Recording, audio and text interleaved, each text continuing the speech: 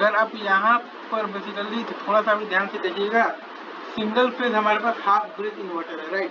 तो 0 से T/2 में आपके पास S1 ऑन होता है और T/2 से T में अगर आप देखिएगा तो आपके पास S2 ऑन होता है, राइट। 0 से T/2 में देखिएगा तो V0 बराबर है आपके पास VDC/2 और T/2 से T में देखिएगा तो V0 बराबर है आपके पास -VDC/2 और T से 3T/2 में देखिएगा तो V0 बराबर है आपके पास VDC/2 और 3T/2 से आप देखिएगा तो 2T में तो V0 बराबर है -VDC/2, ठीक है।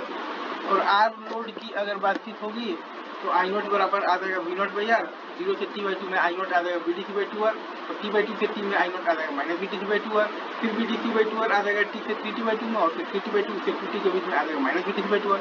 0 से T/2 में S1 ऑन है, फिर T/2 से T में S2 ऑन है और T से 3T/2 में S1 ऑन है और 3T/2 से 2T में आप देखिएगा तो फिर से आपका S2 ऑन है, राइट।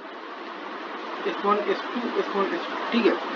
S1 ऑन है तो V0 VDC/2 है, I0 0 से बड़ा है, V0 भी 0 से बड़ा, I0 0 से बड़ा है। और D1 ऑन है तो V0 आपका VDC/2 है और I0 0 से छोटा है तो V0 0 से बड़ा है और I0 आपका 0 से छोटा है।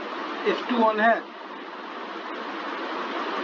तो आपका V0 बराबर है माइनस का VDC/2, I0 0 से छोटा है तो V0 भी 0 से छोटा है और I0 0 से छोटा है। और D2 ऑन है तो V0 बराबर है -VDC/2, I0 0 से बड़ा है, V0 0 से छोटा है और I0 0 से बड़ा है।